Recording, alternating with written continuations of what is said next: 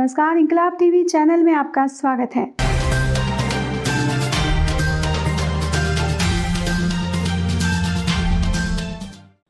Namaskar. Friends, the Economic Survey 2020-21 has been presented before the Parliament in both the houses. To give us more details about the document, we have with us Chief Economic Advisor, Dr. K.V. Subramanian. He will outline the context and make detailed presentation on the highlights of the survey. I welcome you, sir. We have Mr. Sanjeev Sanyal, Principal Economic Advisor, and advisors, Mr. Rajiv Mishra, Madam Surabhi Jain, Madam Chandni Raina, and Srimati A. Sirja. I extend warm welcome to all of you. First of all, this team will launch economic survey, then Chief Economic Advisor will make the presentation. So the launch of the economic survey.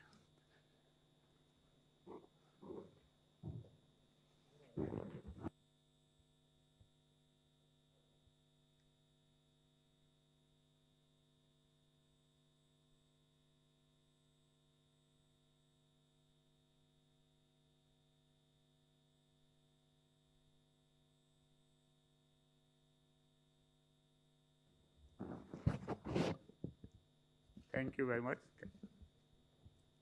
Now I request the Chief Economic Advisor for the presentation, please.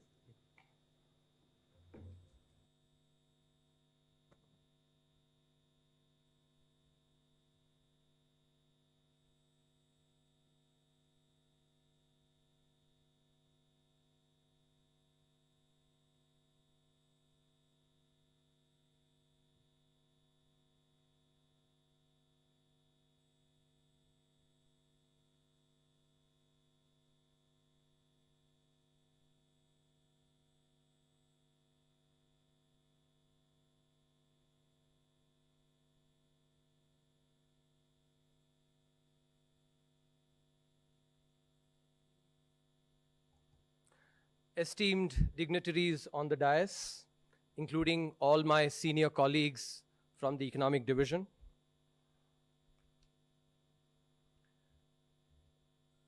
Let me first start by thanking the Honorable Prime Minister, the Honorable Finance Minister, the Honorable Minister of State for Finance, Secretary Economic Affairs, and the entire team of secretaries in the Ministry of Finance.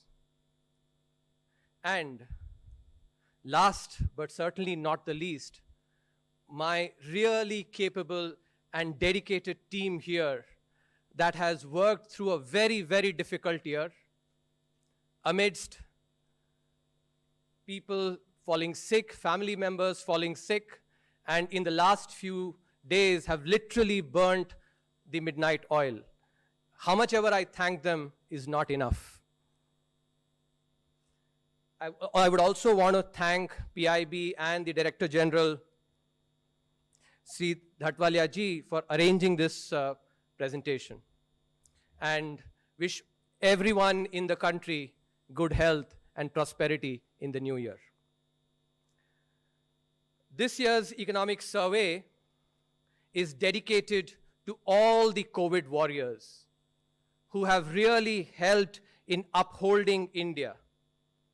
If you see the cover of the economic survey, we have the COVID warriors joining hands to uphold India. Doctors, nurses, scientists who have helped in developing the vaccine in record time, sanitation workers, one and all, who have come together in this time of adversity to really uphold India. The cover also captures the V-shaped recovery that has happened in the economy. In fact, mirrors the V-shaped performance that the Indian cricket team delivered in Australia as well. After being shot out for 36 within an hour, they went on to win the series. So the resilience of the Indian economy is actually mirroring the resilience of the Indian cricket team as well. This year's survey is therefore dedicated to all the COVID warriors. It's about saving lives and livelihoods, about the V-shaped economic recovery, and the fact that in this year of adversity, when a once-in-a-century pandemic has hit us, India has really outweighed on the opportunities that this pandemic provides compared to the risks. That is also being shown in the cover.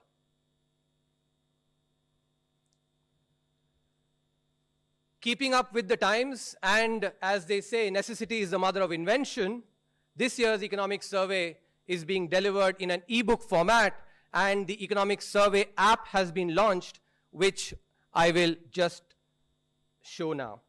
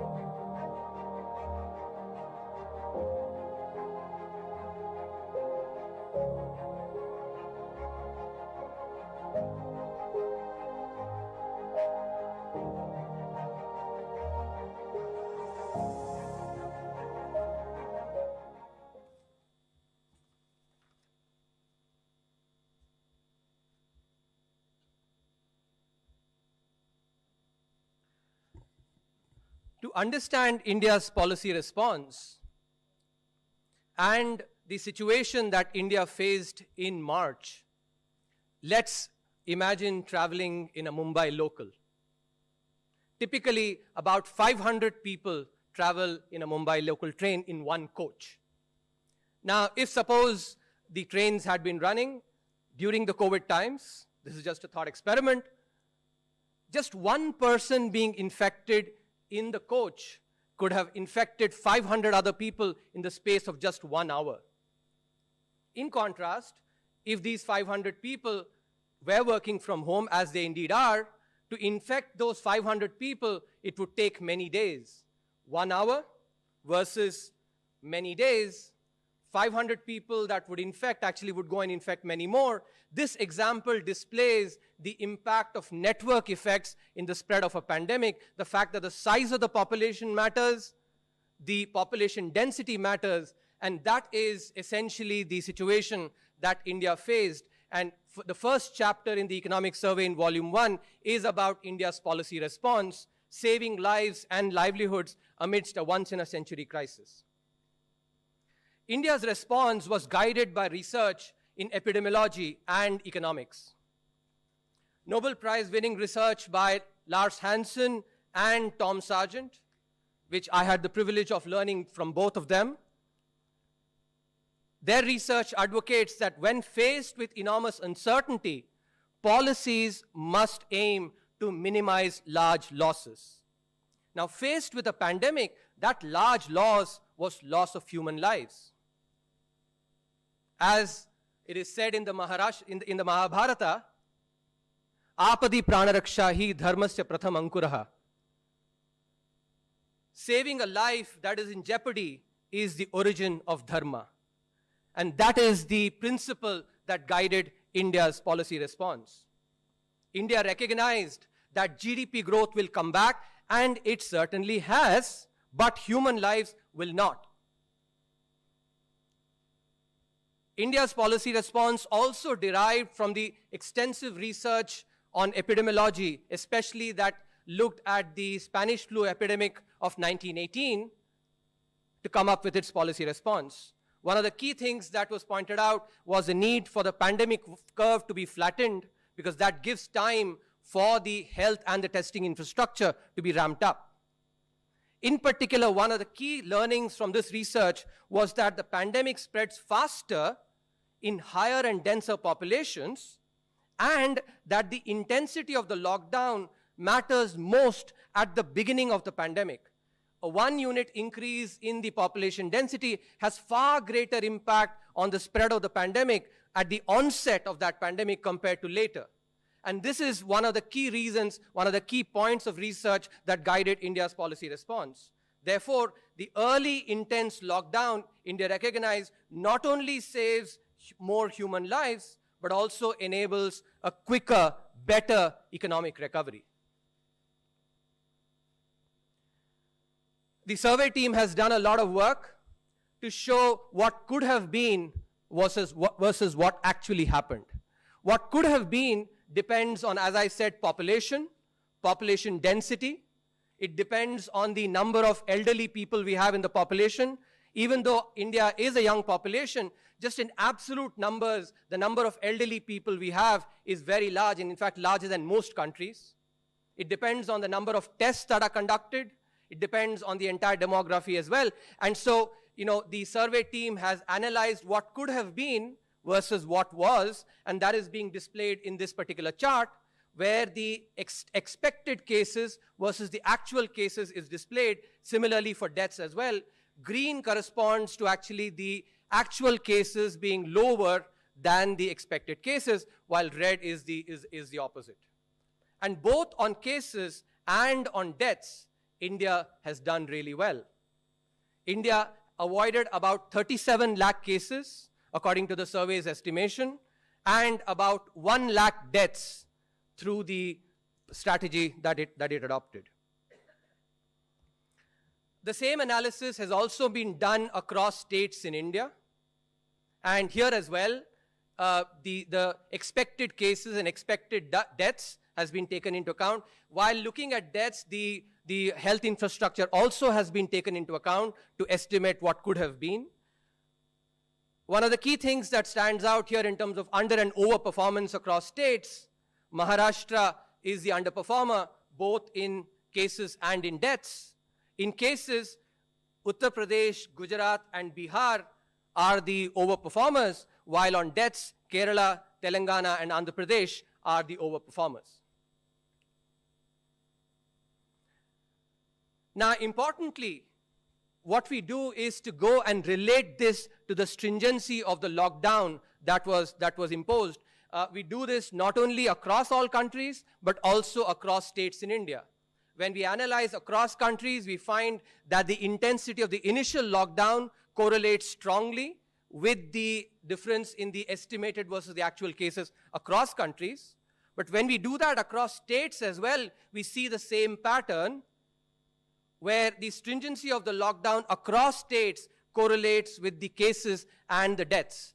And for this, the survey team actually has done outstanding amount of work, the team here, in developing an index, stringency lockdown index for the Indian states. This can be used for future research as well, because this mirrors the Oxford University's index that has been developed across countries. Using this index, that basically we show here that the performance in terms of cases and deaths correlates very strongly with the stringency of the lockdown. Now, we certainly recognize that correlation does not translate into causality.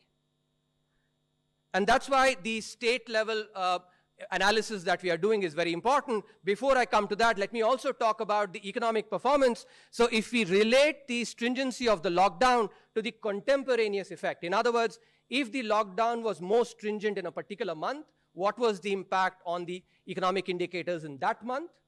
And what was the impact of the stringency of the lockdown in that month on future economic indicators 3 months later? And what you see is on the left, you see actually a negative correlation, which is the decline contemporaneously. And on the right, you see the positive lagged effect, which is the V-shaped relationship, which is the V-shaped recovery that we witnessed in the economy. Now, as I was referring to earlier, correlation does not necessarily mean causality, and that is why the state-level analysis is extremely important. To show the causal impact, we need to show that other factors are not accounting for this correlation, whether it's at the country level or at the state level. Now, one of the key worries actually from a cross-country analysis is that it could be Indians have higher immunity than others, and therefore India actually ended up having much less cases and much less deaths. It could possibly be that the BCG vaccine that all of us have provides immunity against the pandemic, and which maybe other countries have not had. It's possible that the environment that we live in here, that is what reduces deaths intrinsically, or it could be that anything else but the intensity of the lockdown that India did actually accounts for this correlation. The strong correlation of cases and deaths that I showed across states is important in this. I also showed the V-shaped recovery. Why?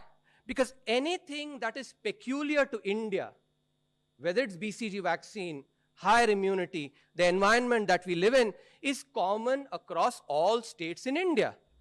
Take a Maharashtra, take a Gujarat, take Karnataka. These are all common across all states in India. So the correlation that we've shown cannot come from anything that is specific or peculiar to India. And that is why the state level analysis controls for several of these other factors that may account for India's performance, and therefore actually leads the survey to infer that the lockdown had a causal impact on saving lives and on the economic recovery.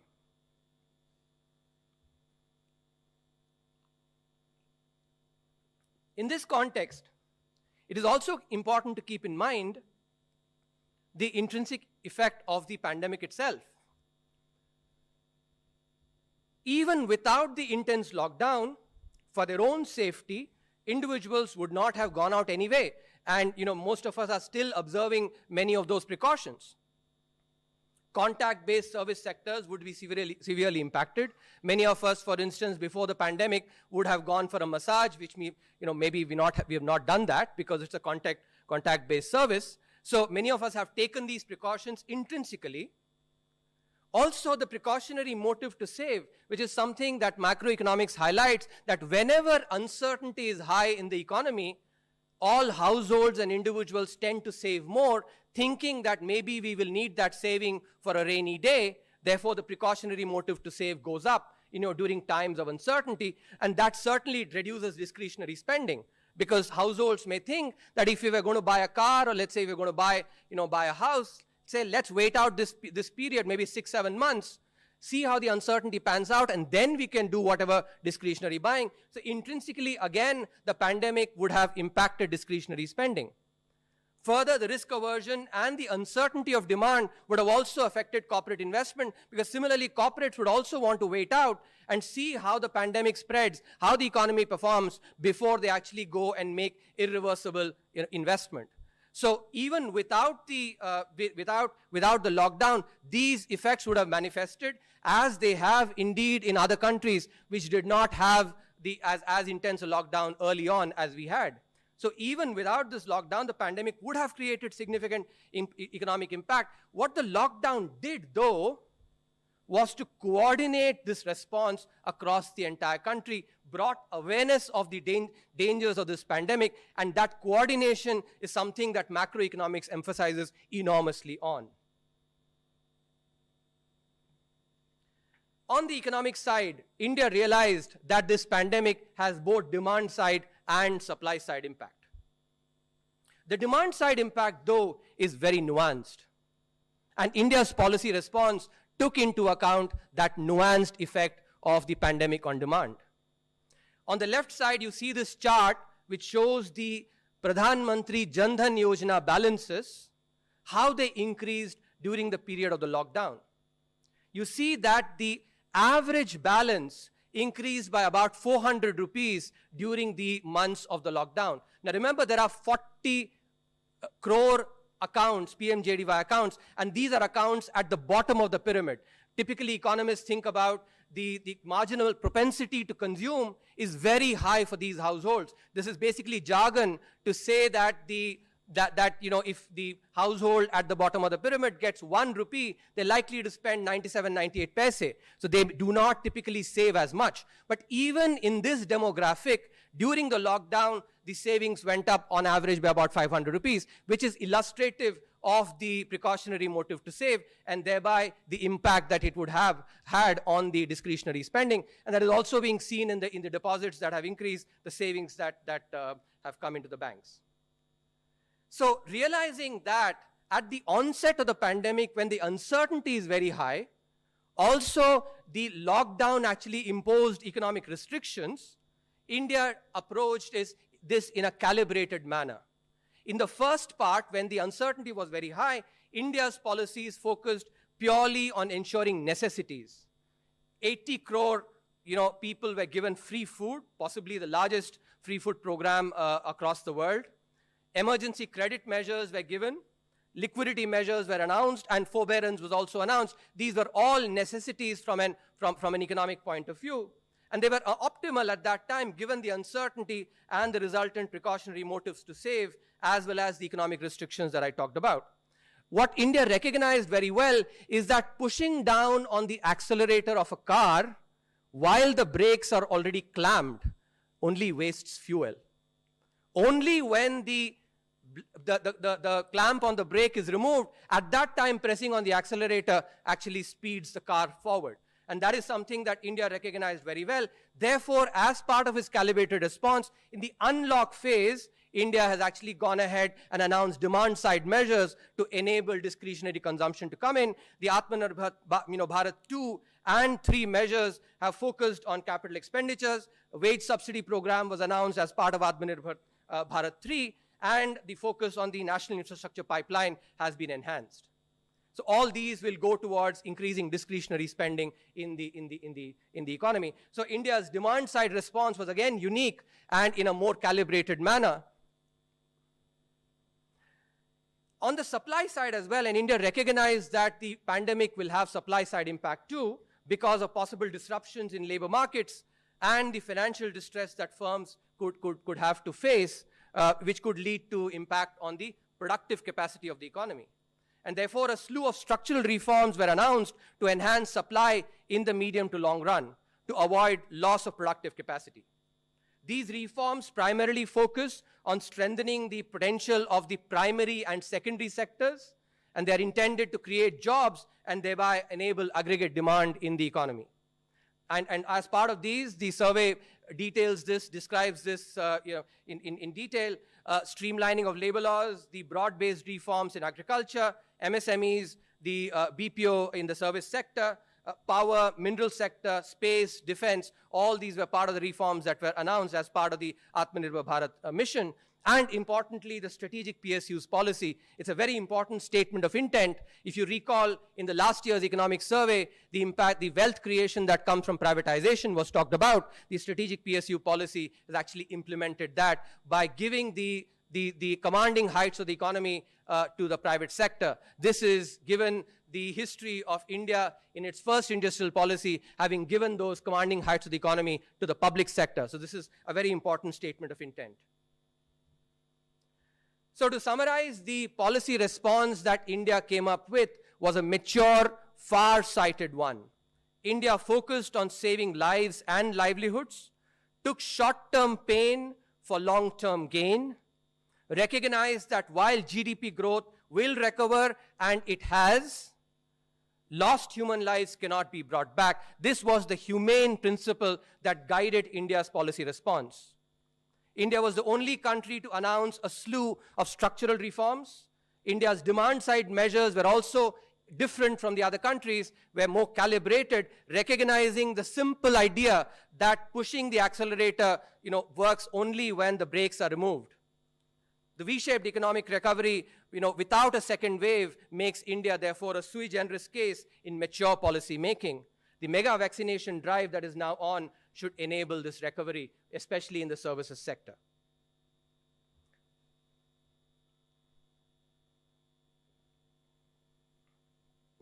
In a time like this, fiscal policy becomes very important. The second chapter, therefore, focuses on fiscal policy. The title is, Does Growth Lead to Debt Sustainability? Yes, but not vice versa. Let me start with a simple example to illustrate the main idea. Suppose you borrow and invest rupees 100, and you borrow it you have to pay an interest cost of, let's say, 8%. And let's suppose that the investment gives you 12%. The return that it yields is 12%. So you can borrow that in year 1, rupees 100. In year 2, 108, which includes 100 rupees interest, you can repay. The return is 112, so you can pocket 4 rupees and keep it with you. But because you have actually generated more, you can do this again, you can borrow another 100 rupees and keep doing this as long as the interest rate that you have to pay is less than the growth rate that you actually can generate or the return that you can generate. And this is captured very well by the American Economic Association's presidential address that was given by the then President Olivier Blanchard in 2019, where he says that if the interest rate paid by the government is less than the growth rate, then the intertemporal budget constraint facing the government no longer binds. The intertemporal budget constraint is just basically some difficult words for what I've illustrated using this simple example, that you can keep doing this over and over again, and as long as the interest rate that is paid is less than the growth rate, This debate has happened in the advanced economies because of the significant decline in their interest rates, but the same idea also applies to India because of the high potential growth rate that we have and the fact that the growth rate is higher than the interest rate.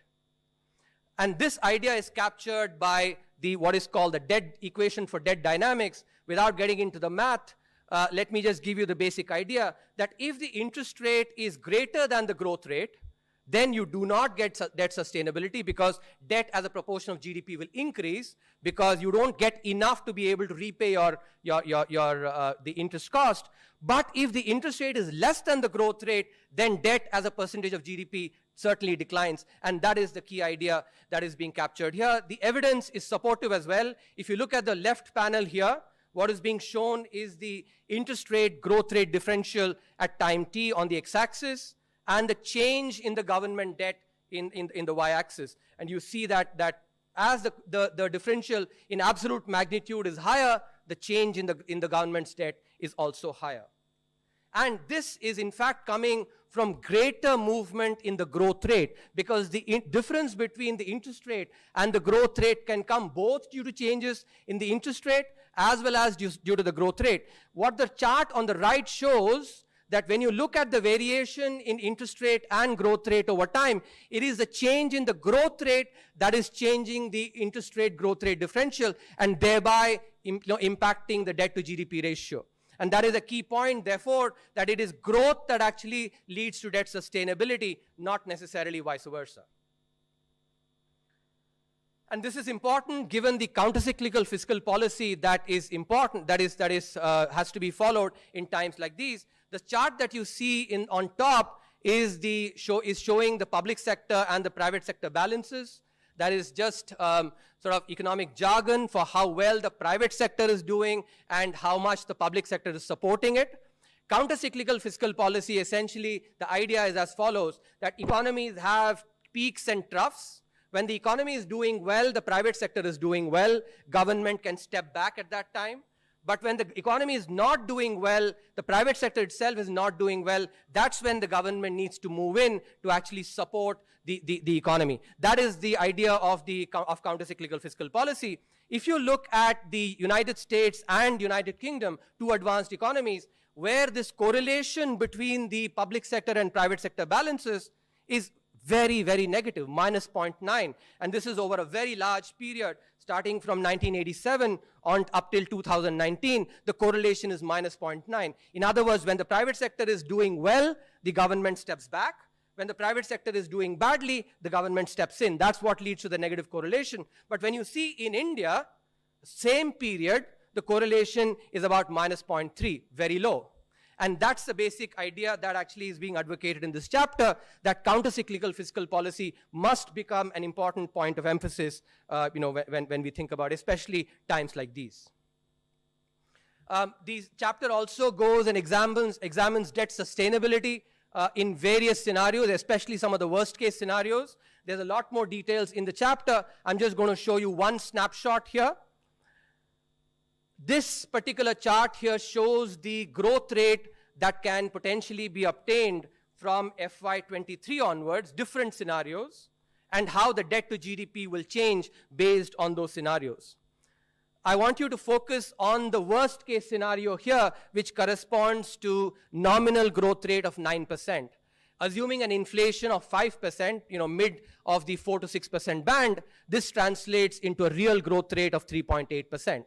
So what this slide shows and this analysis shows is that even if India were to have real growth of 3.8% in each year from FY23 to FY29, the debts will still come down. And it will basically come down because the nominal rate of interest would actually be higher than, nominal rate of growth would be higher than the nominal rate of interest. There are also lessons from something that India has already done in the past. We've been there, done it. When the Asian financial crisis happened, growth had come down from, over the entire 98 to 2003 period, the growth was only 5.3%. And debt to GDP had in fact increased at that time, had reached then historical levels of 83%. But the government went and did expansionary fiscal policy, focused on infrastructure spending, which basically did increase government expenditure, and general government debt actually went up. But as a result of that, as a result of the fiscal and the infrastructure push, the average growth from 2004 to 2009 was 8%. And that growth is what then brought debt back from 83% to 70%. So we've been there, done it, and we basically need to just replicate and learn from that experience. So that's the essence of this chapter. The policy recommendations that emerge from this are that fiscal multipliers, which is basically economist jargon for saying if 1 rupee is invested by the government in the economy, by the fisc, what is the return that is generated for the economy?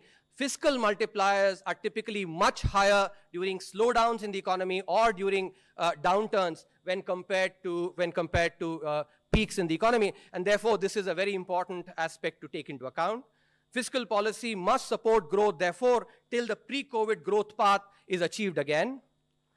Public investment spending, is self-financing in the medium term precisely because it enables growth, crowds in private investment, and that in this context, India's fiscal rules, which certainly, which may not be enabling a countercyclical fiscal policy, must need a rethink. The third chapter looks at the India's sovereign credit rating. If you look at the fifth largest economy in the world, and ask the question, what is the rating of the fifth largest economy over the last 2 decades? If you start from 1994 here, and this chart shows that, so the fifth largest economy, remember, has changed. So that, if you think about it, that baton has changed hands.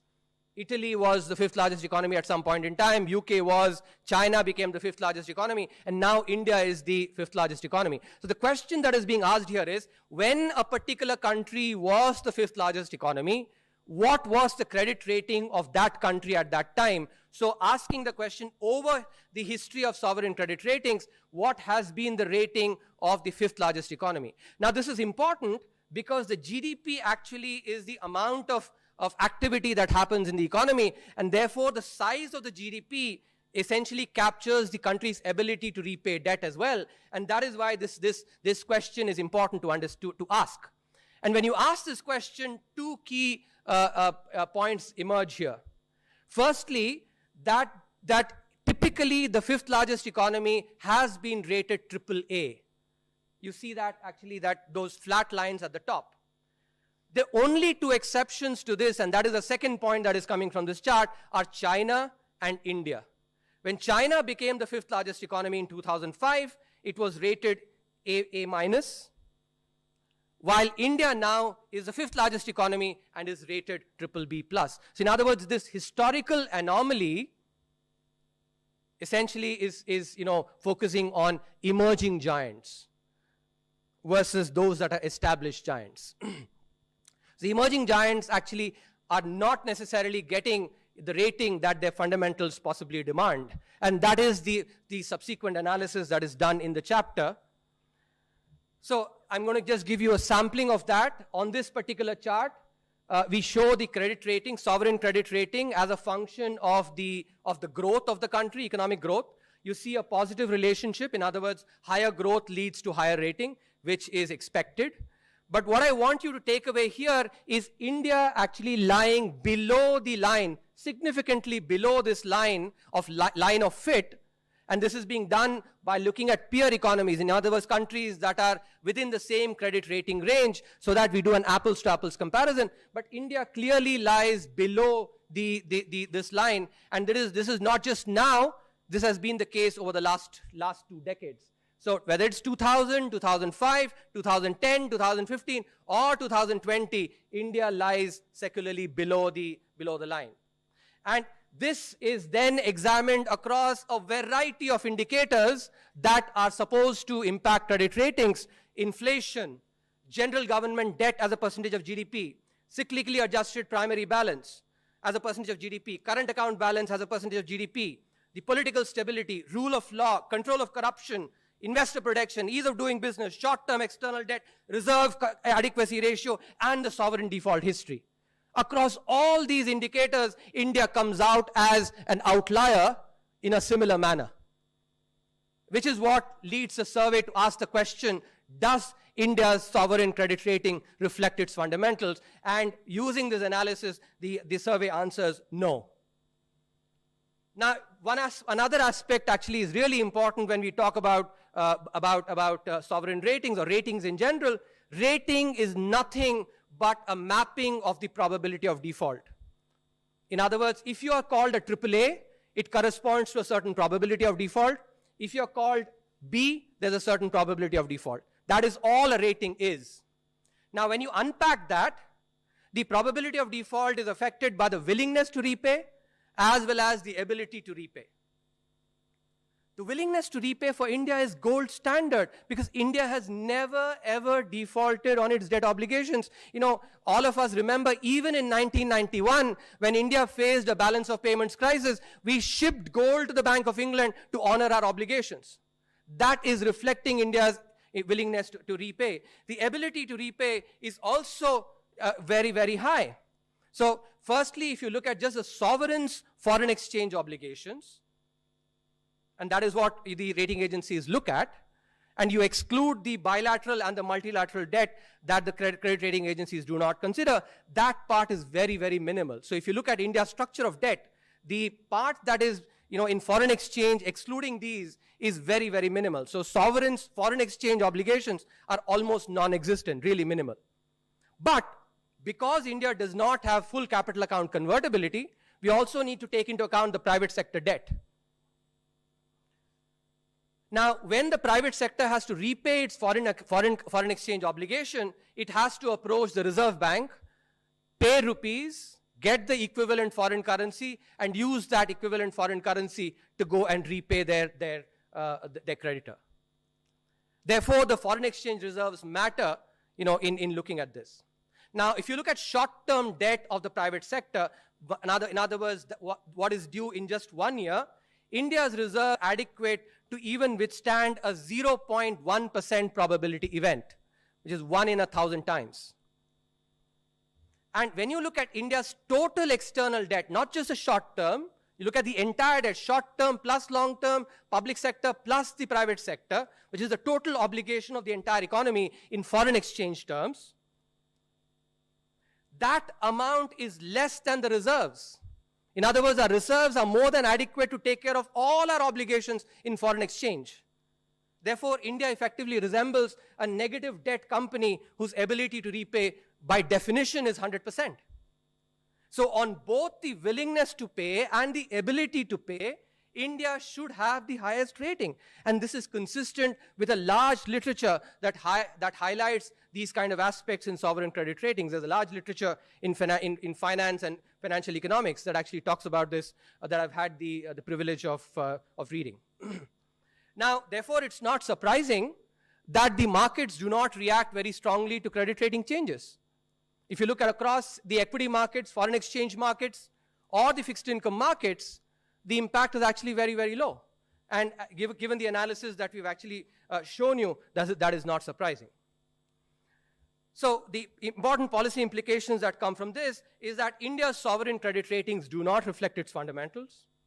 Therefore, the ratings methodology, and this is not just true with India, I showed China as well when it became the 5th largest economy, the ratings methodology needs correction as they affect the foreign portfolio inflows in a mechanical manner, because many investment vehicles just do a mechanical rule where if the rating is above investment grade or in investment grade versus if it is not, they have mechanical rules and which affect the foreign portfolio inflows. So the rating methodology does have an impact on this, and the issue of pro-cyclicality in credit ratings, which needs to be addressed, and this has been debated in the G20 as well.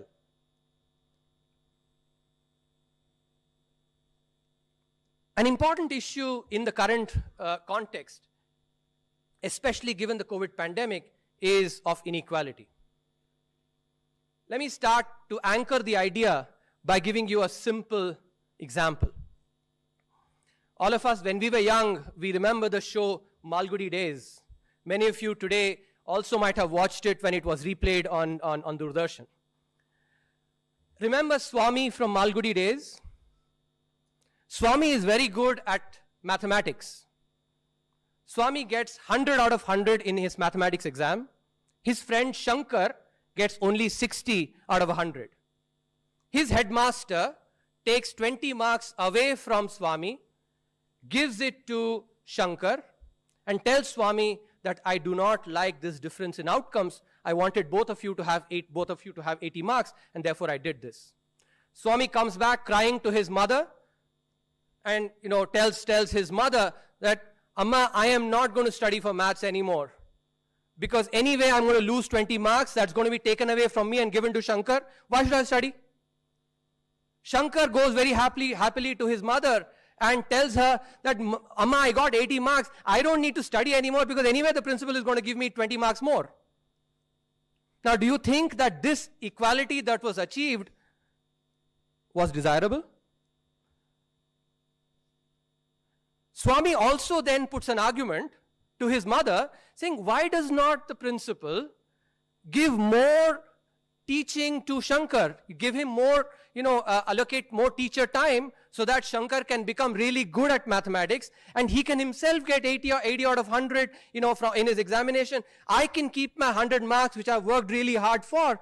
Wouldn't both of us be better if, I keep my 100 that I've gotten from my hard work and he gets 80 from his hard work as well? That we are actually, total marks is 180 versus 160. This idea that when you grow the pie, 160 versus 180, in the earlier example, when 20 marks were being redistributed, the pie is remaining the same. But in the second case, when you have 180 marks, the Shankar's marks are also higher without reducing Swami's marks. And that's the idea that actually is being captured, given the level of development that India is in, and the debate on inequality that is happening in advanced economies.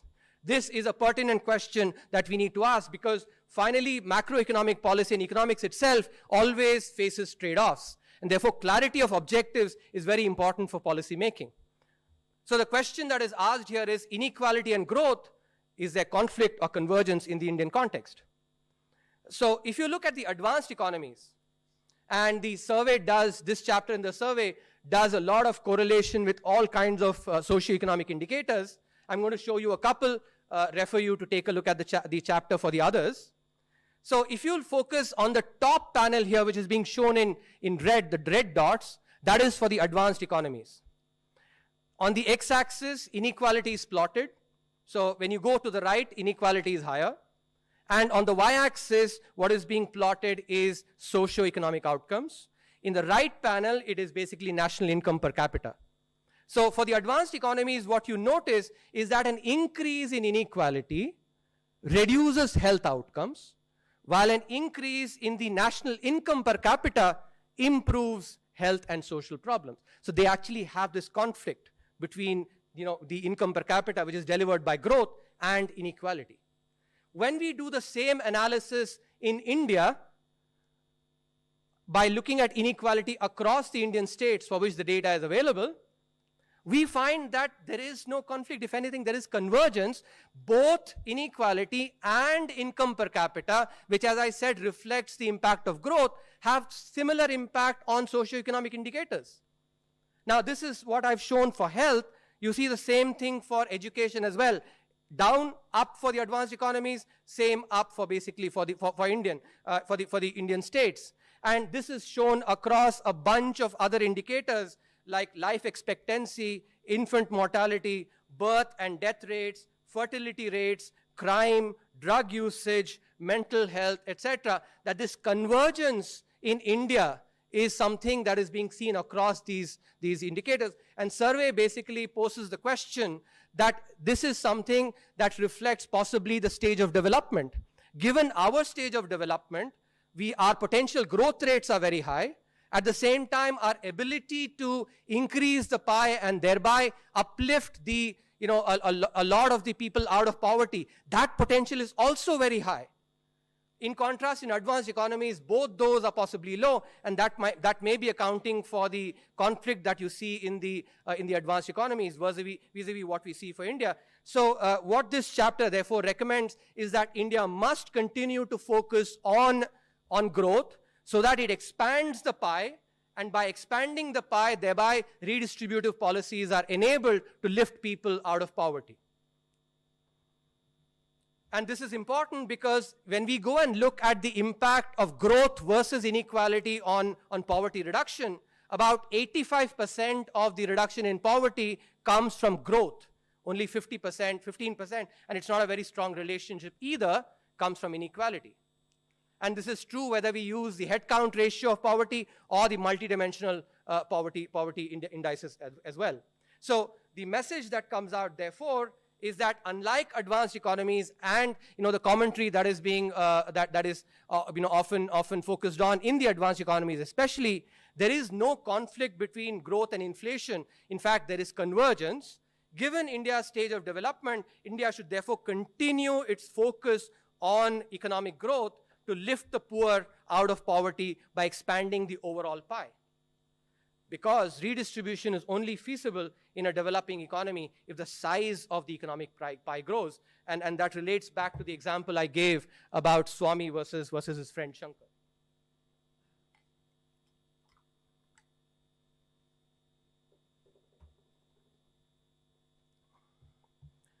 Let me give you one more example to illustrate the ideas that are covered in Chapter 5 and Chapter 9. I'm sure everyone here has watched the movie Three Idiots. If there isn't one who hasn't watched it, may raise his hand or her hand. I'm going to focus on this particular scene in Three Idiots when Farhan and Rancho go to have dinner at Raju's place. When they're having dinner, Raju's mother talks about how a large part of her salary goes into the medical expenses of Raju's father. And then she laments that because so much of the salary goes into health expenditure, there isn't enough money left for household spending, let alone being able to prepare sister's wedding. Now, this particular scene, albeit displayed in a darkly humorous manner, is actually representative of the situation that often many families in India may find themselves because of high out-of-pocket expenses, on health. And that's what these two chapters get into, especially given the COVID pandemic, which has really ensured that healthcare takes center stage finally. These examinations are quite pertinent. So this chart shows what I just talked about. So in this chart, the domestic general government health expenditure, the overall general government expenditure is shown. Remember, health is a state subject, and therefore it is important to focus on the general government expenditure. And in India, in fact, a large bulk of the spending on health is done by states. So if you take the general health expenditure as a percentage of the general government expenditure itself, as you increase that, clearly the out-of-pocket payments actually as a proportion of the overall health expenditure comes down. But what is really important here is the non-linearity in this effect. That at small levels of public spending on healthcare, when you increase it even by a little bit, the impact on the out-of-pocket expenses is very large. And that is what is being shown in this chart here.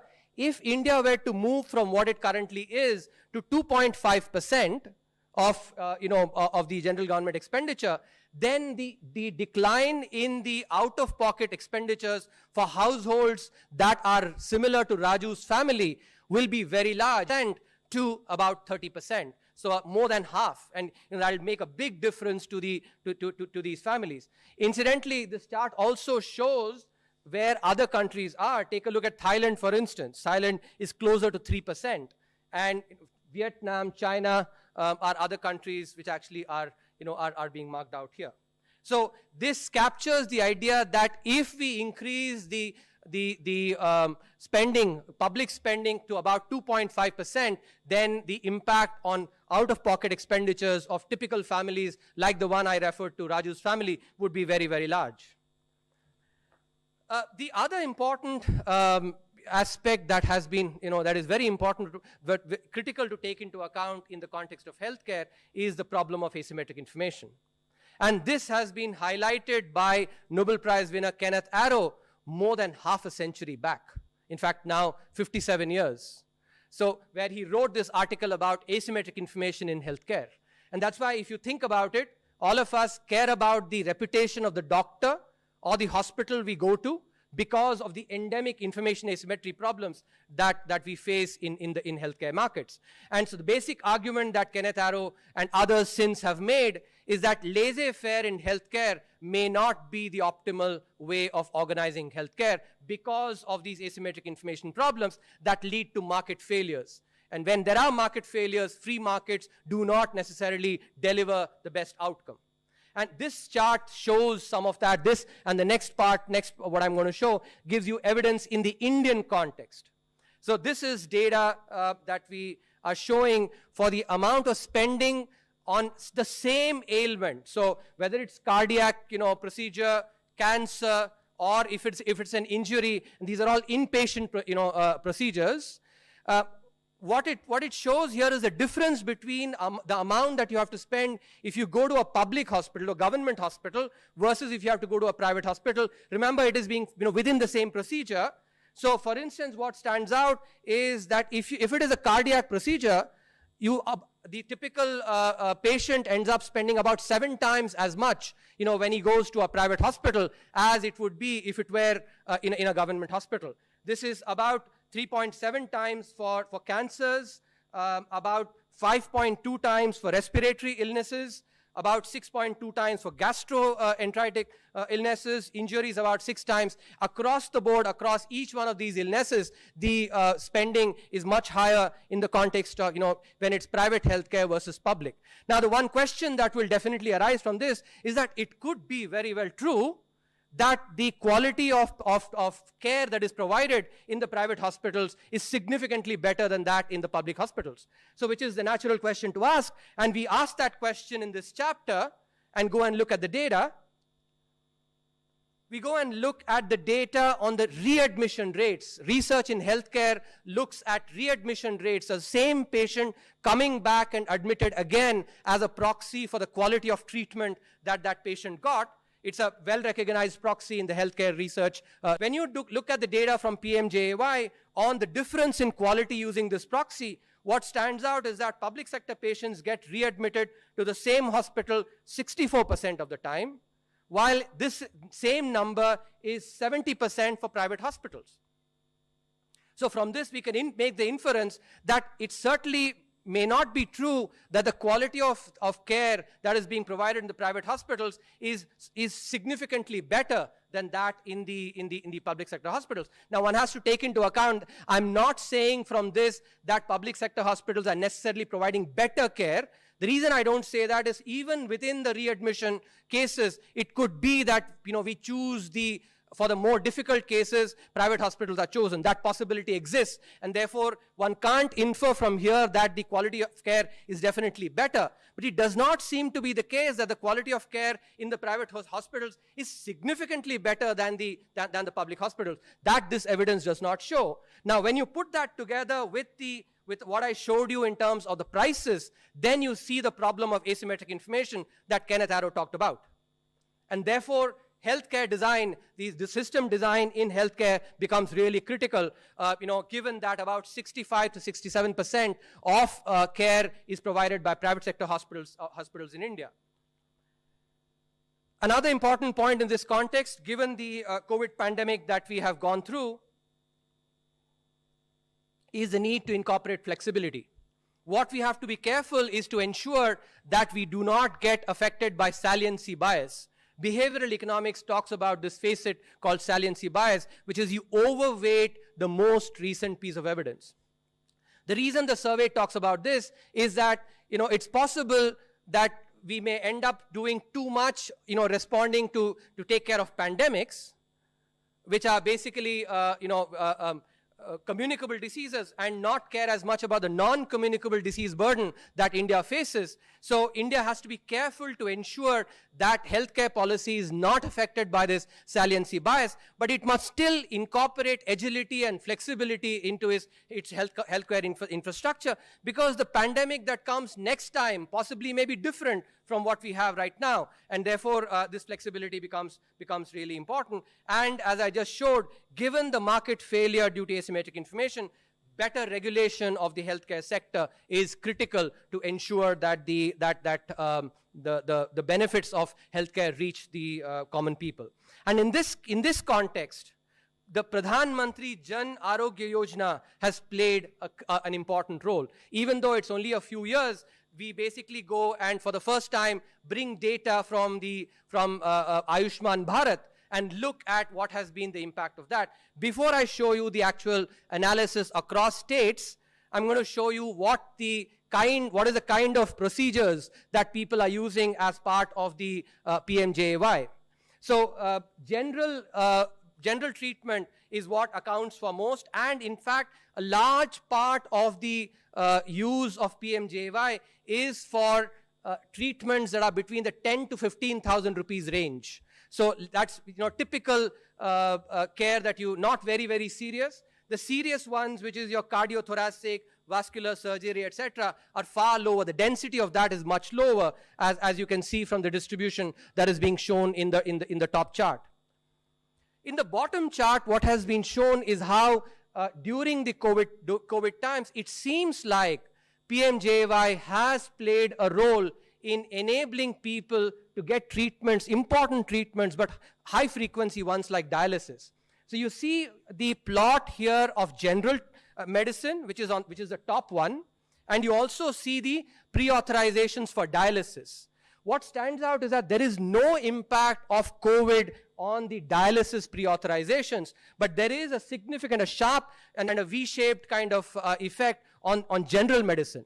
In other words, general medicine did get impacted by COVID and the lockdown, but crucial, life-saving procedures like dialysis were not impacted through PMJAY, as using dialysis as an example. We then go and look at states that have adopted PMJAY versus states that have not adopted to try and show the impact of PMJAY. We do this in two ways. I'm just going to show you one part here, which is we first take all the states in India, club them into those states that have implemented PMJAY and those that have not implemented. First, look at the baseline, and then compare after. So here it is important we use the NFHS data, which provides a very nice before-after, because the NFHS 2015-16 is before PMJAY, which got implemented in 2018, while the NFHS 2019-20 is after the implementation of PMJAY. So we get a good before-after. We can compare the baseline as well and see the impact on health outcomes. But before that, what we do is to look at the impact on actual insurance, health insurance in the population. And what we find is that when you look at the 2015-16 data, compare that to 2019-20, the insurance coverage has increased by about 54% in the states that adopted PMJAY, but it has declined by 10% in states that did not adopt. Now, when we go and examine the same thing in the context of several health-related measures like infant and child mortality rates, maternal and child health, treatment of childhood diseases, we find significant impacts, and those are all there in the chapter 9 of the economic survey. For paucity of time, not going to go into it. There are also some spillover benefits that are coming on things like child vaccinations, awareness of HIV, AIDS among adults, etc. These are certainly not direct impacts of PMJAY, but spillovers that seem to be coming as well using the NFHS data. Now, the survey recognizes that comparing all states that implemented PMJAY versus those that did not may not be a very, very sharp comparison. And that is why the survey does another piece of analysis by focusing on contiguous states. So we take West Bengal, which did not implement PMJAY, and compare that to 3 adjoining states, Bihar, Odisha, and Sikkim, which are all in the northeast, in that, and therefore very similar. And then we also find that the baseline characteristics using NFHS 4 is similar for, almost identical on many dimensions, between these West Bengal and the 3 neighboring states. And we show then that the results that we obtain across all states, the same kind of results we get even in the much more careful, more apples to apples comparison as well. And this is what econometricians call a difference in difference. The before-after difference for states that implemented PMJAY versus states that did not implement PMJAY, which gives you a better approximation of the causal effect because many confounding factors are taken into account. And the survey therefore infers that these inferences, these results that we get using all states are also being seen using a more careful comparison among just the contiguous states.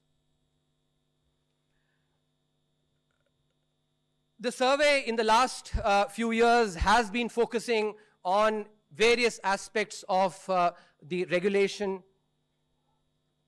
and the process. In earlier years, the judicial reforms have been covered. Ease of doing business was covered last year. This year, the survey looks at some process reforms that are important to have in the, to enable the economy to grow further. Let me give you a thing. Getting a car, the registration changed from one state to another. So that's the idea that this chapter is capturing. And this is based on very, very important work that's been awarded the Nobel Prize recently in 2018. The work on incomplete contracts was awarded the Nobel Prize. Oliver Hart and Oliver Williamson and Bengt Holmstrom got the Nobel Prize for their work on incomplete contracts. This work actually recognizes something that we all see in the real world, that contracts in the real world cannot take into account all the different contingencies. You cannot really anticipate all the different things that can happen in future and code it into a contract. That's the basic idea of the incomplete contracting literature. A branch of this literature also talks about how, when contracts are incomplete, you also get incomplete regulations. When you acknowledge the incomplete contracts, the incompleteness of contracts, you also have to then acknowledge the incompleteness of regulation. One of the key things that the survey shows is that if you take a company that does not have any dispute or litigation, all the paperwork is complete and this company has to be closed in India, it takes about 1,600 days. In fact, to be precise, 1570 days to close such a company. Remember, this is a company that does not have any litigation, no dispute, all the paperwork, everything is complete here. The same number for OECD economies is about 600 days. For Singapore, it's 120 days. Another important statistic, just to complement what was shown in the last year's survey, looking at the number of permissions that is required in Delhi, for instance, for getting, for having a restaurant. So similarly here, the survey is showing that the number of procedures that is required to close a company that is all clean is far too cumbersome. This is also reflected in the amount of discretion that results because of excessive regulation. The basic idea is as follows.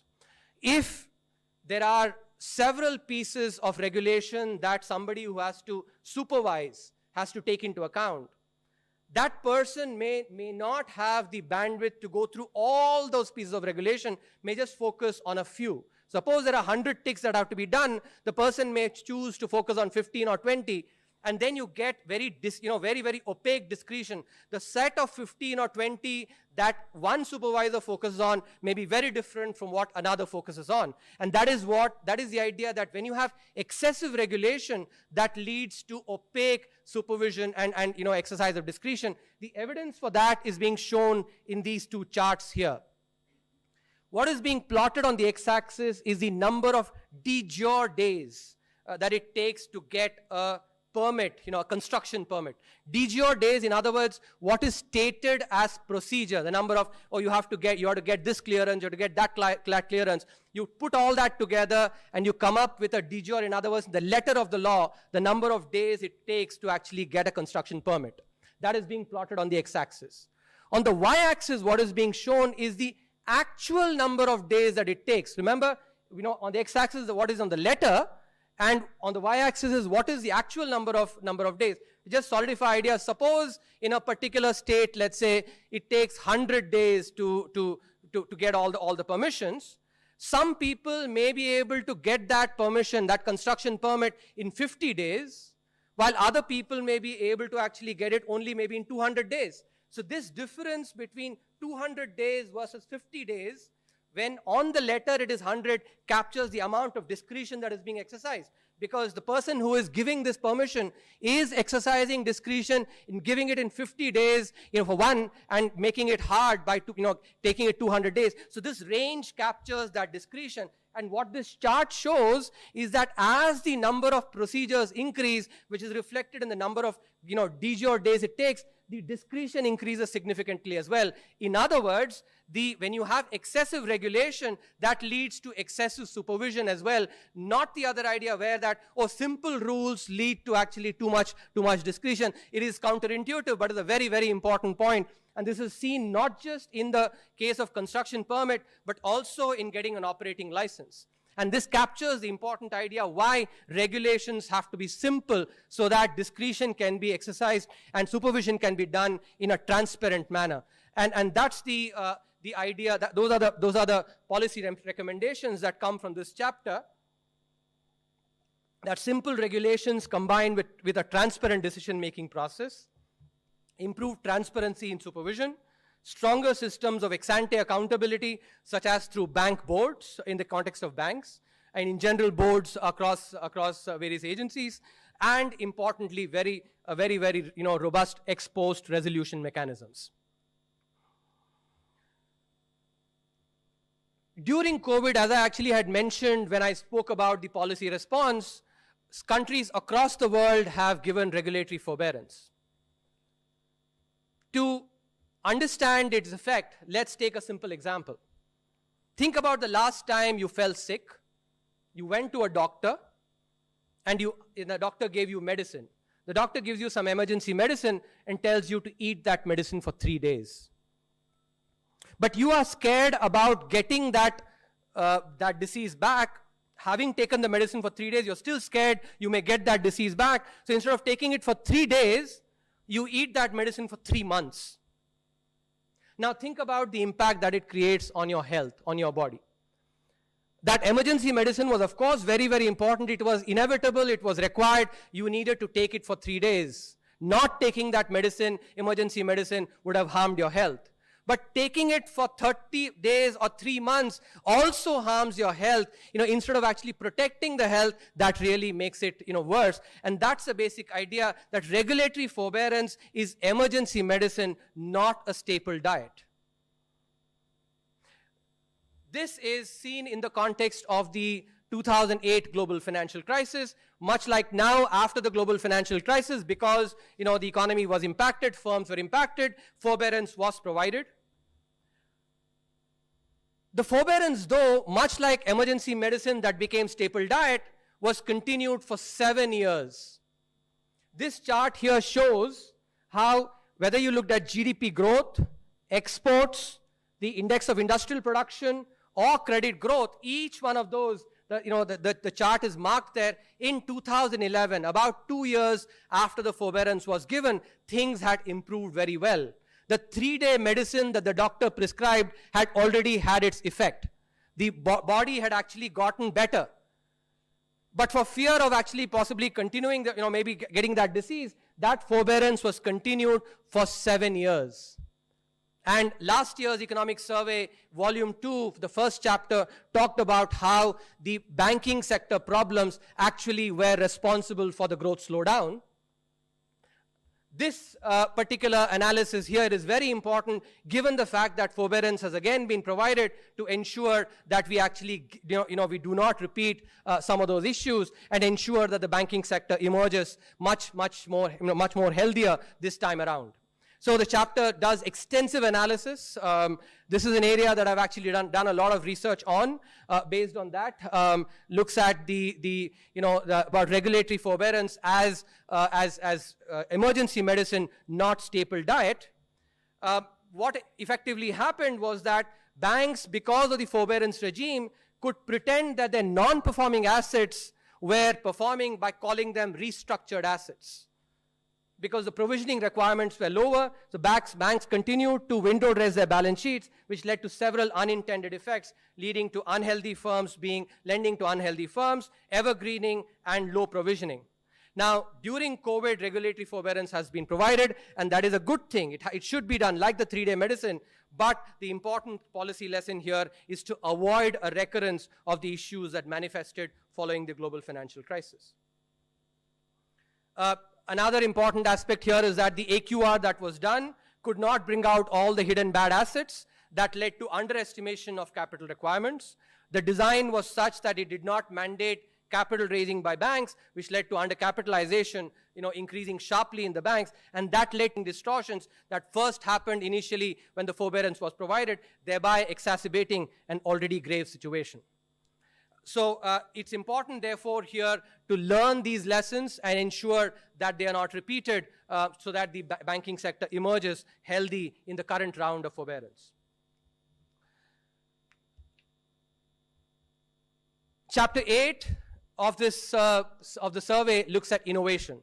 India, for the first time, got into the top 50 countries in terms of, in the Global Innovation Index. And therefore, the survey actually thought it fit to examine India's innovation performance, see areas where India has done very well, and areas where India needs to improve in order to aspire to become among the global innovation leaders, really gather momentum from this entry in the top 50 innovative countries to go further. So when you look at the innovation rank, for its level of development, whether you take all the countries or you take the top 10 economies, India is doing well. India is a positive outlier, much higher positive outlier when you look at the entire sample of countries. Outlier still when you look at the top 10 economies.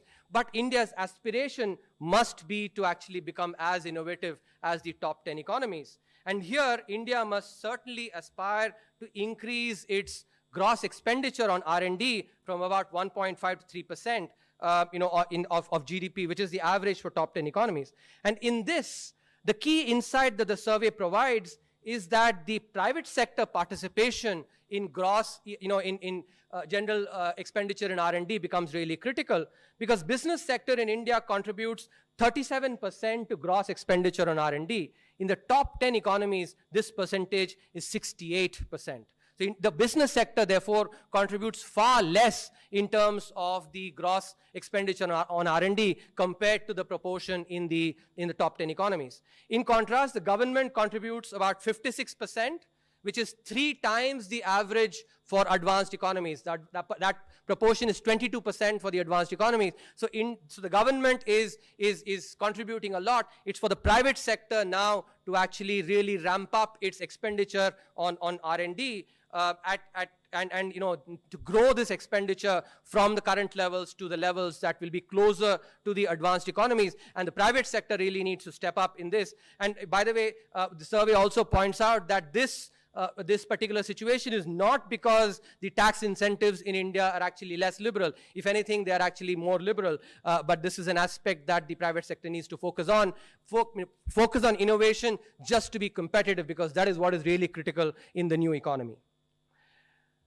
The last chapter of the economic survey focuses on the bare necessities. popular media and movies have actually focused a lot on this. There is this movie called Roti Kapda Makan. Many of the, at least those of us from my generation might remember, which focuses on these bare necessities. What the survey does, therefore, is to go and create an index of the bare necessities that a typical household gets across India. By using the NSSO surveys, looks at how these have improved across states, how have they improved across different income quantiles, and how have they changed across states. So if you look at the at the situation in 2012 versus 2018, this is the India map here. The colors actually denote, the extent of access to the bare necessities. Green means that the access is very high. Red, in contrast, means that the access is low, and yellow means that the access is medium. So this is constructed using about 26 variables across water, sanitation, housing, micro environment, and other basic facilities. 26 indicators have been taken to analyze, to come up with this bare necessities index. What you see is that across the country, across all states, there has been improvement at the all India level in the access to bare necessities. States like Punjab, Gujarat, etc. do fare really well in access to bare necessities. Some of the eastern states actually, need to ramp up on this. If you look at in terms of rural India, which was in 2012 was almost all red, now appears to actually lot more yellow. So there's been a significant improvement. There are still parts that actually have red, which need, which need to work on. And if you look at the urban India, which was primarily yellow in 2012, now at least half of urban India seems to have become green. So there's been an improvement here as well. So across all India, rural and urban, when you look at the access to bare necessities in 2018 versus 2012, there has been secular improvement in the access to bare necessities. But what is most important is when we look at the inequity in the access to bare necessities. And this is important because, while rich people have access to private sector solutions, if you don't get good water, you possibly can get a filter. You can buy a filter. If you don't have, if you're bitten by mosquitoes, you can actually get all kinds of facilities. But poor often don't have access to such private sector solutions. And therefore, the inequity in access to bare necessities is also a very important thing that the development must focus on. After all, if you remember Gandhiji's talisman, think about the Daridra Narayan and think if your policy is indeed helping that Daridra Narayan. Keep the face of that Daridra Narayan and see if the policy has impacted him. So what this chart shows is that the access to bare necessities for the poorest has increased significantly. Q1 is the poorest quintile, while Q5 is the richest quintile. And this is, the blue is for 2012, the green is for 2018. So you see that both at the all India level, rural and urban, the improvement in access has been much more for the poorest people in the country, while rich have also, access also has increased, but not as much. And thereby the inequity in this has reduced significantly. So to summarize, India is witnessing a V-shaped economic recovery. This is a testimony to the resilience and the intrinsic strength of the Indian economy. When history will record India's policy response amidst a once-in-a-century pandemic, history will come to the conclusion that the policy making was mature. The ability to take bold decisions, to continually calibrate responses, the willingness to take short-term pain for long-term gain, which is what displays maturity in policy response. These together signify the policy maturity and the alacrity with which the government responded to the once-in-a-century pandemic that all of us are witnessing. Given the large vaccination drive and the swift rollout of the same, we present this survey with optimism on both the health and the economic fronts. At the same time, humbly requesting each one of you to continue observing the caution that all of you have observed so far in admirable manner till you get vaccinated. Thank you very much. Thank you very much. I think it was a very detailed one. Thank you very much. Friends, now we can take some questions. Okay, 50.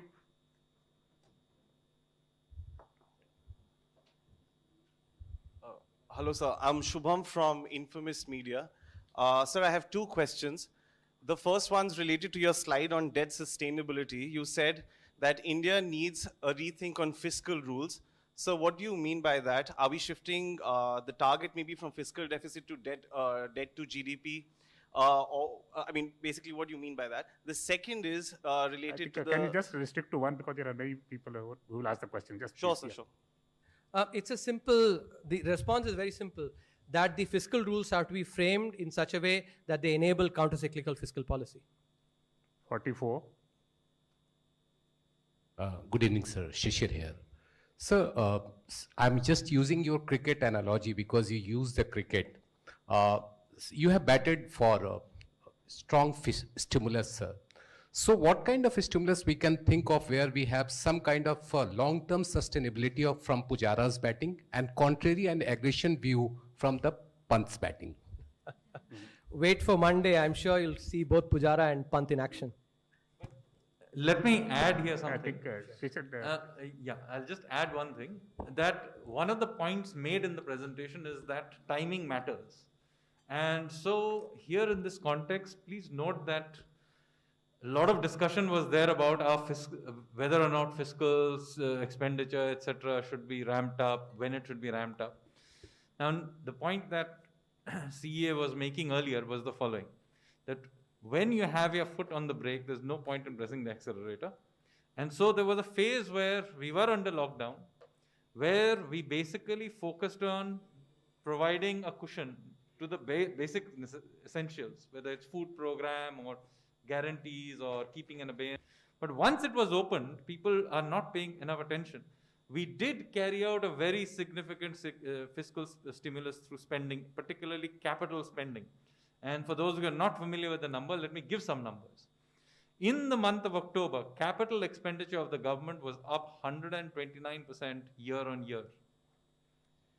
In the month of November, it was up 249% year on year. In the month of December, it was up something like 62% year on year. That's the flash estimate. You'll get the exact number in a few hours. But a point I'm making to you is there was massive fiscal stimulus provided, but it was provided in a peculiar way, which is not the way many experts around the world, like Joseph Stiglitz and others said, just send checks out and spend and monetize. No, it was done in a calibrated way. And it was done through capital expenditure, because that is how we also create assets. After all, we are running up debts doing this. So when you're creating liabilities, you also have to create assets for it. So it was done in a very responsible way, but we did do it and we timed it at the time where the supply side of the economy could respond. Now, here is also an important insight we need to pray. That most people are thinking of demand destruction during a lockdown or during the COVID situation. But in fact, there was equal shock, if not more, to the supply side. So if you do not pay attention to this, then you miss the entire point. Because what happens is this: if you just press on accelerator on demand, when the supply side cannot respond, you will get nothing more than, you'll either get inflation, or worse, you'll actually get a huge amount of the money simply getting saved, which is the other point, which many other countries, by the way, have now noticed. Thanks a lot. I think Sanjeev pointed out something. I had a chart which I did not focus on, but precisely these numbers. And let me just summarize what Sanjeev said, that like in cricket, even in economy, timing matters. When the ball is swinging around a lot, there's a lot of uncertainty. You need to actually play carefully, focus on survival, essential items. But once the swing is gone, you should actually be then getting into... So when the ball is swinging, you bat like Pujara, and when the swing is gone, then you bat like Pant, which is what the Indian economy actually and the policymakers have focused on. 18. So, very good evening. Sapna Das here from CNBC TV 18. In the context of the numbers that have been presented in the survey for this year, of course, known next year 11% in line with IMF projections. So, one, how confident is the government, you, the CA, everyone, and the team in terms of those numbers? And sir, also in terms of the big ideas in this survey, would you like to highlight certain points, because the previous two surveys had a lot of suggestions, so to speak. Anything that you would like to say on that? I think, on the second question, that presentation was precisely on highlighting those ideas. The importance of fiscal policy, the importance of focus on healthcare spending, and the emphasis on the Ayushman Bharat, the PMJAY, the fact that regulation, actually, we need to continue our work on reducing some of the regulatory cholesterol, the emphasis on on greater regulation for healthcare, ensuring that regulatory forbearance is withdrawn at the correct time, that innovation, actually, we focus on the different aspects, and also on the bare necessities, continue the good work. So that's now to your first part of the question. I'm sure all of you have noted the IMF's projection, and we have, as you will notice in the first chapter in volume 2, we have projected 11%, but have also talked about upside potential there. 261. Sir, this is Krishnanand Tripathi from ETV Bharat. You said that the cost of healthcare is 3 to 7 times more in private sector. Do you think there is a case for further strengthening of clinical establishment and Registration and Regulation Act? Because in case of PMJAY, there was some criticism that the government is shifting its responsibility to private sector rather than strengthening the public sector healthcare facilities. The basic point that is being made there is that the private sector and the public sector together have to play a role, and they have to play a symbiotic role. But given the asymmetric information, and that has been highlighted by Nobel Prize winning work, there is need for some regulation so that the sweet spot is obtained. 21. Sir, मैं मोनिका जी media से। Sir, कोविड-19 के दौरान जो job loss हुआ, उसको address करने के लिए सरकार और क्या-क्या कदम उठा सकती है, और साथ ही इकोनॉमी को बूस्ट करने के लिए टैक्स कट को लेकर आपके क्या विचार हैं? देखिए, आपने ध्यान दिया होगा कि आत्मनिर्भर भारत 3 के जो पैकेज आई थी, उसमें एक वेज सब्सिडी प्रोग्राम अनाउंस किया गया था। उसके अलावा, जैसे प्रिंसिपल इकोनॉमिक एडवाइजर भी कह रहे थे कि जैसे अनलॉक फेज बढ़ा, उसमें डिमांड मेजर्स में एक्चुअली तेज़ी आई, और इनमें और तेज़ी आगे भी आएगी। जैसे नेशनल इंफ्रास्ट्रक्चर पाइपलाइन है, जो कि जैसे सर्वे में भी हमने बताया है कि जब इंफ्रास्ट्रक्चर में इसमें खर्च होती है, तो उससे जो अर्थशास्त्री बोलते हैं क्राउडिंग इन, यानी कि जब पब्लिक सेक्टर इन्वेस्ट करता है इंफ्रास्ट्रक्चर में, तो उससे प्राइवेट सेक्टर की इन्वेस्टमेंट भी बढ़ती है। और आपको ध्यान होगा कि हमने एक्चुअली जो 2018-19 की जो सर्वे थी, उसमें वर्चुअस साइकिल की बात की थी कि जब इन्वेस्टमेंट आपका बढ़ता है तो बाकी सारे जो मैक्रो इकोनॉमिक इंडिकेटर्स हैं इनमें भी बढ़ोतरी होती है। तो वही एक्चुअली यही चीज़ें अभी और दोहराया जाना चाहिए। 104. Hi sir, this is Aftab from Reuters. You said that if interest rate is lower than growth, then one can borrow more. If I extrapolate that for the last year, what happened, we are seeing a contraction of about 7.7% is what you have predicted, that, and a nominal GDP of negative 4% and over that, and the borrowing cost was higher, and yet we borrowed more. No, borrowing costs were not higher. Higher in terms of growth. We had a contraction, and the borrowing cost was about 5.3. Interest rates decreased. I'm sorry? Interest rates actually decreased. Interest rate decreased. Oh, you're talking about the overall aggregate? Overall aggregate. Okay, go on. So I would like to understand that since we increased our borrowing then, what kind of impact does it have on our ability to borrow a higher than 12 lakh crore if we need it in the next 2 years? So as actually I showed you on the chart on debt sustainability, because of the growth potential that India has, debt sustainability or the ability to borrow debt is not going to be a problem at all. And in fact, if you would recall, in the last year's budget, there was also an arrangement made for special category bonds, which will enable the Indian government bonds to be listed as part of the bond index, sovereign bond indices, which brings in a large supply and therefore will actually enable this process. Number 6. Let me just add to this. I mean, you can't say that, the GDP growth was in one particular year dropped and compare it to the interest rate. After those interest rates are on 5-year bonds, 10-year bonds, and so on. So, for example, a 10-year bond you can now do at 5.9 or whatever that rate is right now. Now, I would make a strong argument that nominal GDP growth in India is going to be much higher than 5.9% over the next decade. I mean, this year, of course, you'll get a bounce from the low base, but let's take this year, 15% plus, I think, in nominal GDP growth is, I think, not an unreasonable thing to ask for. So in that case, compare that to 6%. Even further out, when the base effect goes away, I don't think you are looking at too much. It will still be significantly above the 6% in the 10-year horizon.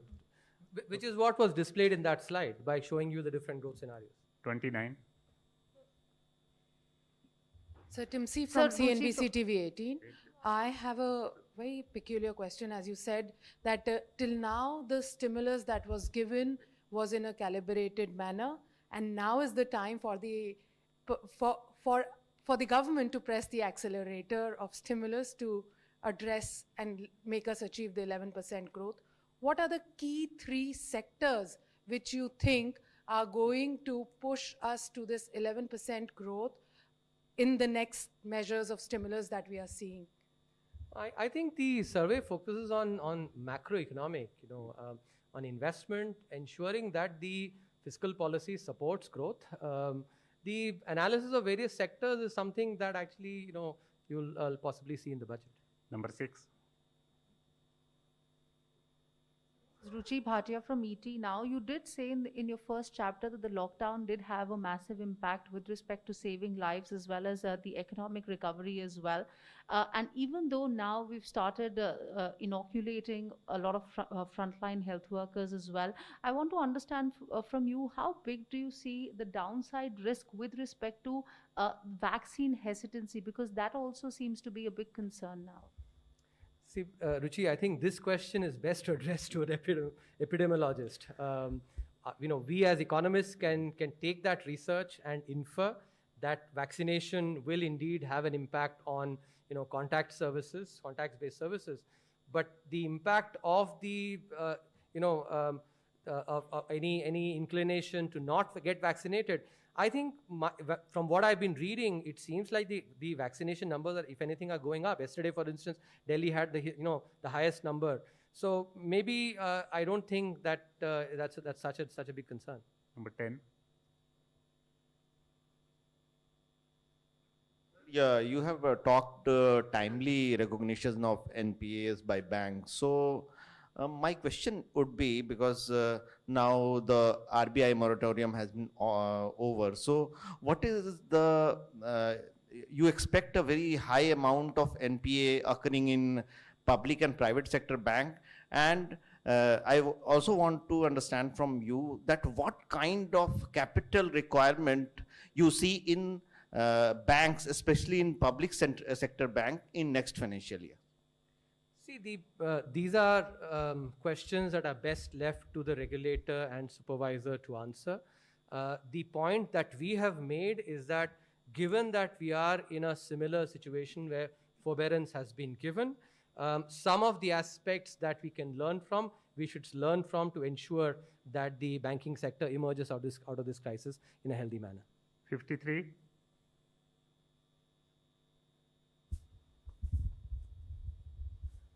So this is Manu from Economic Times Finance website. Sir, I have a simple question, that is, sir, how big a risk is bad loan surge in the finance ministry? Can it stop economy from taking off right now? No, I don't think so. 58. Sir मैं शैलेश यादव हूँ ANI news agency से। Sir, economic survey में एक आपका agriculture को लेकर एक chapter है जिसमें बोला गया है कि एग्रीकल्चर रिफॉर्म जो है रेमेडी है, मेलेडी नहीं है। तो जो किसान आंदोलन कर रहे हैं उनको आप कैसे समझाएंगे कि ये रेमेडी है, और क्या उनका आंदोलन आप मानते हैं कि वो बेमतलब है? हम तो अर्थशास्त्री हैं और अर्थशास्त्र की बात करते हैं, और अर्थशास्त्र ये कहता है कि इससे काफी सारे बेनिफिट्स हैं। 42.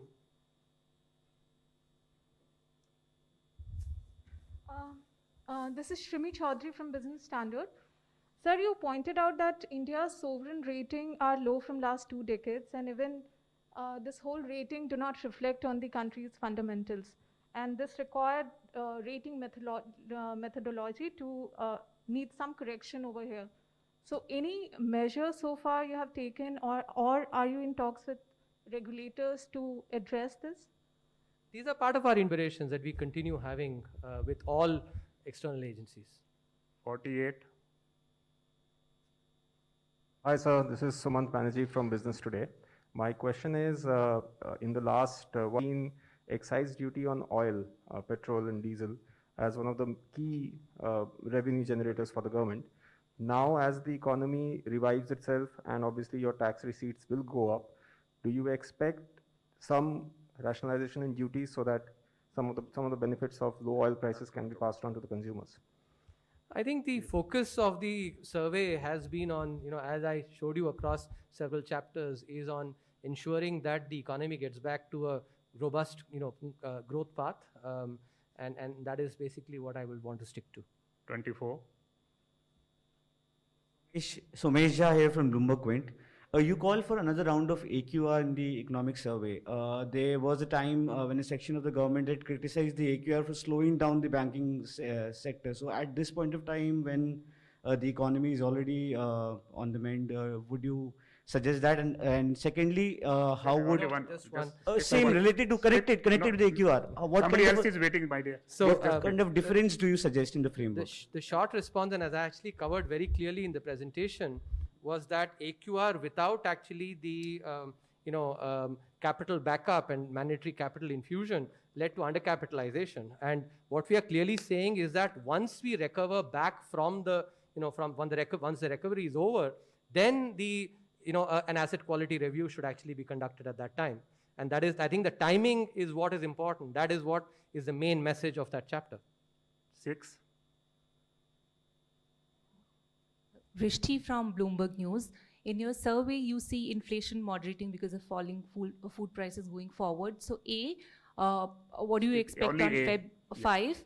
And B, related to that, inflation targeting framework is coming up for a review. So what's your view on that? Do you see a case for widening the band? Sorry, I didn't catch your A.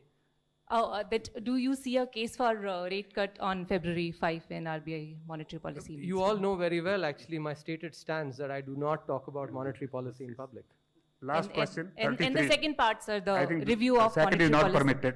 Number 33. Sir, because he didn't answer my first question. Why did you so ask that's why- something which is not related here? So these two are related. I answered sir. your question. Yes. You wasted your question by asking something that I'm not going to respond to. Sir, but you are avoiding my Please, question. last question 33. Aniruddha from Dainik Bhaskar sir, आपने अपने सर्वे में इसका Covid के impact का काफ़ी अच्छा analysis किया है, जो कि कई महीने तक रहा. पिछले कई महीने से किसान आंदोलन चल रहा था, उसका असर भी कुछ देखा आपने? मतलब इसमें एनालिसिस में उसको लिया है? दोनों में कोई लिंक नहीं है. Thank you very much, sir. Thank you. Thank you, friends. Thank you very much, everyone, for being patient and listening. Inquilab TV channel यदि आपको पसंद आता है तो इसे लाइक कीजिए, कमेंट कीजिए और सब्सक्राइब करना ना भूलिए.